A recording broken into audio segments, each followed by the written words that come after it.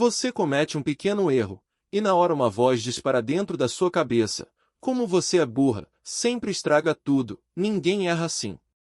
Você se olha no espelho, e a voz aponta a cada defeito. Você tenta algo novo, e antes mesmo de começar ela já sussurra: você não vai conseguir, todo mundo é melhor que você. Essa voz não tira folga. Ela te acorda com uma lista do que você deveria ter feito e te coloca na cama repassando tudo o que você fez de errado. E o mais impressionante, você trata essa voz como se fosse a verdade. Como se fosse você mesma falando, o seu julgamento mais honesto e mais lúcido sobre quem você é. Mas eu quero te fazer uma pergunta que talvez você nunca tenha se feito. Você falaria com uma amiga querida do jeito que essa voz fala com você? Jamais. Você seria incapaz de olhar alguém que ama e dizer as coisas que diz a si mesmo o dia inteiro. E isso já entrega o segredo. Essa voz cruel que você acha que é você, não é você. Ela é uma gravação, aprendida, absorvida, que toca no automático. Nos próximos minutos, eu vou te mostrar de onde ela veio, por que o seu cérebro acredita nela, e o método para você finalmente trocar esse crítico impiedoso por uma voz que está do seu lado. Repara no tamanho que essa voz ocupa da sua vida. Ela não critica só os erros grandes. Ela comenta tudo. O jeito que você falou numa reunião, a foto que você não gostou, o quanto você comeu, o quanto você não fez, o corpo, o trabalho, a forma como você é mãe, amiga, parceira. É um comentarista implacável narrando a sua vida em tempo real, e sempre pelo pior ângulo. E o efeito disso é devastador, porque essa voz não te motiva, ela te paralisa. Você deixa de tentar coisas porque a voz já garantiu que você vai fracassar. Você não comemora as suas conquistas porque a voz diz que qualquer um faria, que não foi grande coisa, que você só teve sorte. Você vive numa espécie de tribunal permanente, onde você é ré, promotora e juiz ao mesmo tempo, e o veredito é sempre culpada.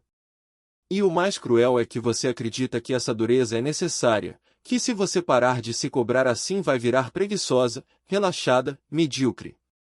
Então você mantém o chicote na mão, batendo em si mesma, achando que é disciplina. Mas pensa, quanto tempo você já passou se maltratando, e isso te deixou mais feliz, mais realizada, mais em paz? Ou só mais exausta e com medo de existir? E tem uma camada ainda mais silenciosa nessa dor, a solidão de achar que só você é assim por dentro. Porque a voz não fala só que você errou. Ela fala que você é um erro. Ela transforma um deslize pontual num veredito sobre o seu valor como pessoa. Errou uma tarefa vira sou incompetente. Um relacionamento acabou vira sou impossível de amar. E você carrega esse veredito em silêncio, sorrindo por fora, enquanto por dentro há um juiz te condenando sem parar. Você olha as outras pessoas e acha que elas têm uma paz interna que você nunca vai ter, que só a sua cabeça é esse campo de batalha. Então, antes de qualquer método, eu quero tirar 2 pesos de você. Primeiro, você não é a única. Essa voz crítica é uma das experiências mais universais que existem, quase todo mundo tem a sua, mas quase ninguém confessa. Segundo, e mais importante, você não tem essa voz porque você é defeituosa, fraca ou realmente ruim. Você tem essa voz porque ela foi instalada em você, ao longo da vida, e porque o seu cérebro tem um sistema que confunde autocrítica com proteção. Aquilo que hoje te machuca por dentro é um mecanismo que um dia tentou te manter segura. E mecanismo aprendido a gente não destrói na marrã. A gente reaprende. Então vamos abrir o mecanismo, porque entender de onde vem essa voz já começa a tirar o poder dela. E a primeira descoberta é surpreendente.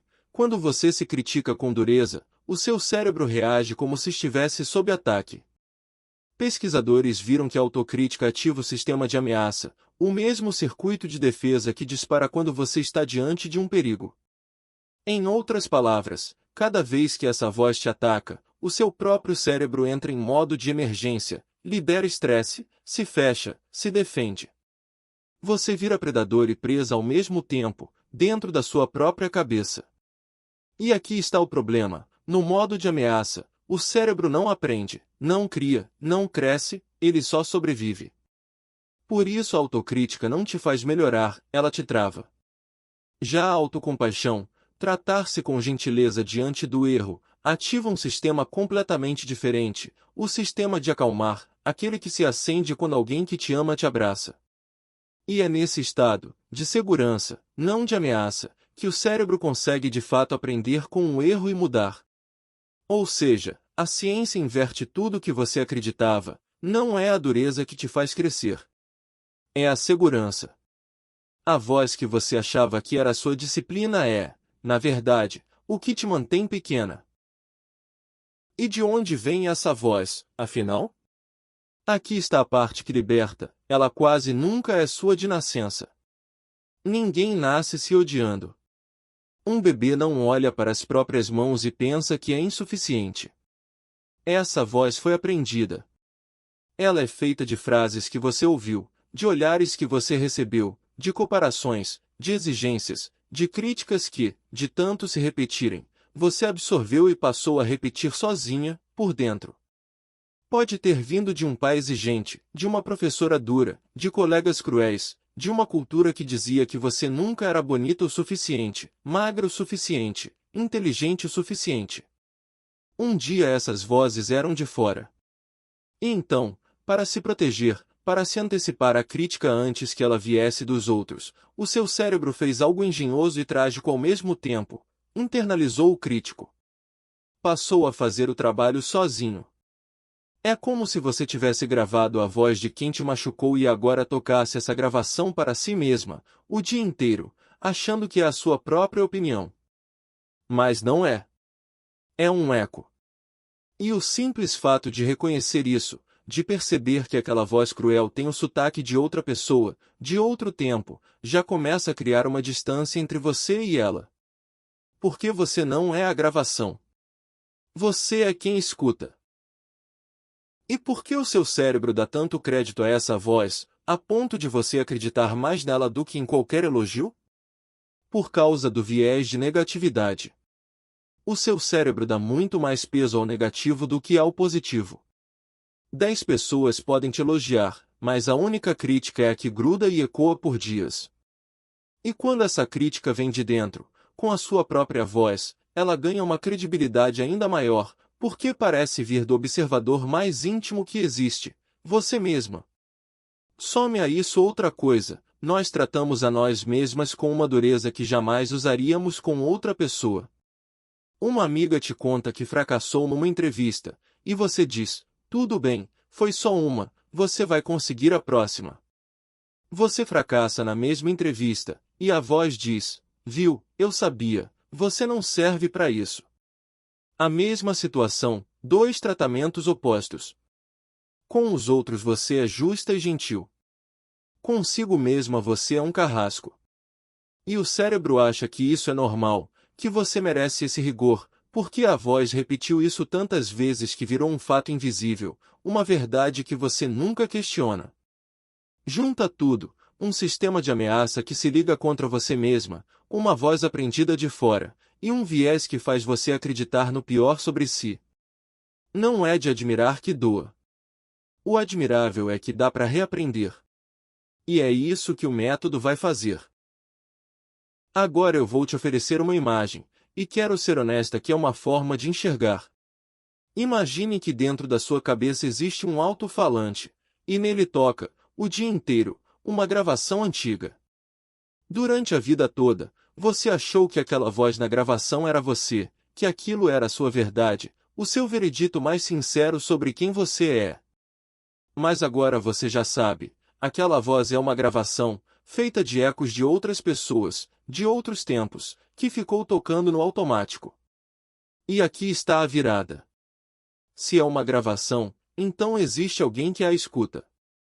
E esse alguém é você, a você de verdade, a que está aqui agora, ouvindo. Você não é a voz crítica. Você é a consciência que percebe a voz crítica. E isso muda tudo, porque significa que você não precisa calar a gravação na marrã, o que raramente funciona. Você pode fazer algo mais poderoso, instalar uma segunda voz. Uma voz aliada, gentil, do seu lado, que responde à crítica não com mais crítica, mas com a mesma decência que você daria a alguém que ama. No começo essa segunda voz é fraquinha, quase inaudível, porque a gravação antiga tem décadas de repetição. Mas cada vez que você escolhe responder a si mesma com compaixão em vez de desprezo, você grava um pouco dessa voz nova. E, com o tempo, ela cresce. Você não apaga o crítico. Você contrata um aliado. O método tem 4 passos, e o primeiro é o mais simples: flagrar e nomear a voz. Você não pode responder a um ataque que nem percebe que está acontecendo, e a voz crítica é tão constante que virou o som de fundo da sua vida. Então o primeiro passo é acender a luz. Toda vez que aquele aperto de autojulgamento chegar, você vai parar e dizer, por dentro, opa, o crítico chegou. Só isso. Dar um nome a ela, tratá-la como uma voz separada de você, já cria a distância que a ciência do nomear as emoções mostra que reduz a resposta do cérebro à ameaça. Você deixa de ser a voz e passa a ser quem a escuta. E aqui tem um detalhe poderoso, comprovado por pesquisa: a forma como você fala consigo mesmo importa. Estudos mostram que quando você se dirige a si mesma na segunda ou terceira pessoa, usando seu próprio nome ou a palavra você, em vez de eu, você cria uma distância psicológica que reduz o estresse. Então, em vez de eu sou um fracasso, você experimenta, olha, o seu crítico está dizendo que você é um fracasso de novo. Sente a diferença? No primeiro caso, você é a crítica.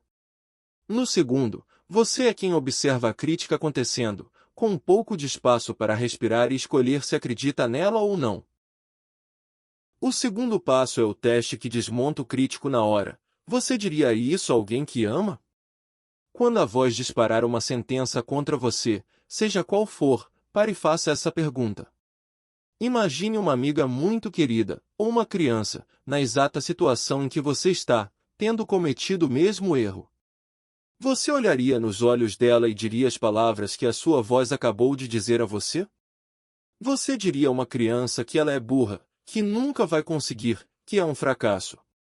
Claro que não. Você seria incapaz, porque você sabe que isso não ajuda ninguém, só machuca. E se você jamais diria isso a alguém que ama, por que é aceitável dizer a si mesma? A resposta é: não é. Você não é a exceção que merece crueldade. Você merece a mesma decência que ofereceria a qualquer pessoa querida.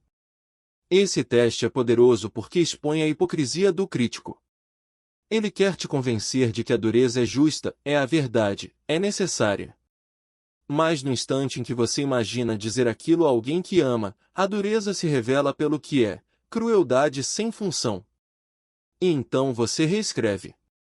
Pega a frase do crítico e a traduz para o que você diria a uma amiga. Tudo bem ter errado, isso não te define. O que você aprende com isso? A mesma situação, uma voz nova. E aqui eu preciso destruir o maior medo que te impede de largar o crítico. O medo de que, sem a dureza, você vire preguiçosa e medíocre. Essa é a mentira central que o crítico usa para se manter no poder.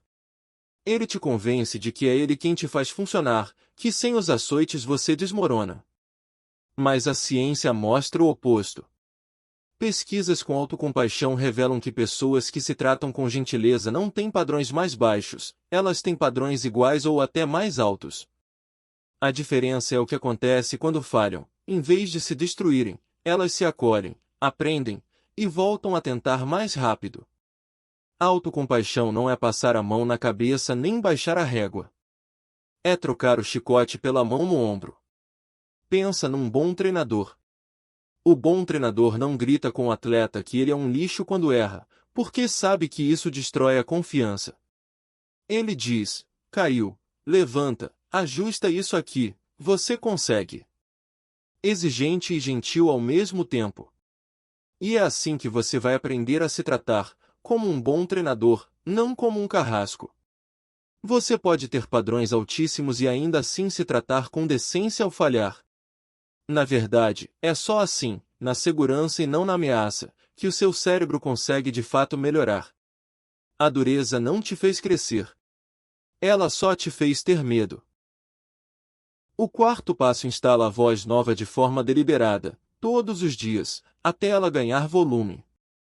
Porque não basta desmontar o crítico uma vez, você precisa gravar por cima uma voz aliada, com repetição, do jeito que a antiga foi gravada. 2 práticas. A primeira é o momento de compaixão. Uma vez por dia, sobretudo num dia difícil, você coloca a mão no peito, um gesto simples que sinaliza segurança ao corpo, e diz a si mesma 3 coisas: isto é um momento difícil, sofrer faz parte de ser humano, e que eu possa ser gentil comigo agora. Parece pequeno, mas você está literalmente ativando o sistema de acalmar e treinando a voz nova. A segunda prática é a carta do aliado. Escolha algo pelo qual você se critica muito, e escreva uma carta para si mesma como se fosse de um amigo sábio e amoroso que conhece toda a sua história, todas as suas feridas, e te ama assim mesmo. O que esse amigo diria? Escreva com essa voz. No começo vai parecer estranho, quase falso, porque você não está acostumada a essa gentileza. Mas cada vez que você pratica, a voz nova cria raiz. E, com o tempo, num momento de erro, em vez do velho "eu sabia que você ia falhar", vai surgir espontaneamente um "tudo bem, respira, você dá conta". Esse é o dia em que a voz aliada venceu. E o passo a passo completo, com o plano de 7 dias, está no e-book que preparei para acompanhar este vídeo. Agora eu preciso ser honesta com você sobre onde isso chega, porque promessa falsa é o contrário do que eu quero te dar. A voz crítica provavelmente não vai desaparecer por completo. Ela tem décadas de repetição, foi gravada a fundo, e vai continuar aparecendo, sobretudo nos dias difíceis e nos momentos de erro. Qualquer pessoa que prometa silenciar o seu crítico para sempre está te vendendo fantasia. O que muda, e muda tudo, não é a voz sumir. É você deixar de acreditar automaticamente nela, e ter, do outro lado, uma voz aliada pronta para responder. Antes, o crítico disparava e tomava o volante, te condenava, te paralisava, definia o seu valor. Agora, o crítico dispara, e você reconhece: ah, é o crítico de novo, com o sotaque de quem me machucou. Você nomeia, faz o teste do amigo, se dirige a si com a mão no ombro em vez do chicote. A voz antiga continua tocando. Ela só para de ser a única, e para de ser a dona da verdade. A diferença entre uma pessoa aprisionada pelo próprio crítico e uma pessoa livre nunca foi ter silenciado a voz. Foi ter aprendido a não ser mais comandada por ela, e a se tornar a própria aliada. E isso é uma habilidade, treinada a uma resposta de cada vez, até que a voz que fala com você por dentro deixe de ser um carrasco e passe a ser alguém que está, finalmente, do seu lado. Então, quando você fechar este vídeo e a próxima crítica interna disparar, e ela vai disparar, provavelmente ainda hoje, eu quero que você faça uma coisa diferente do que sempre fez: não acredite nela na hora, e não se ataque por ela ter aparecido.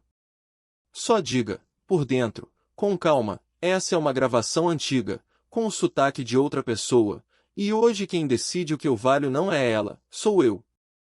Porque a pergunta que organiza tudo isso não é como eu me calo. É de quem é a voz que manda dentro da minha cabeça, o crítico que eu aprendi, ou a aliada que eu escolho ser. Durante muito tempo, quem mandou foi o crítico.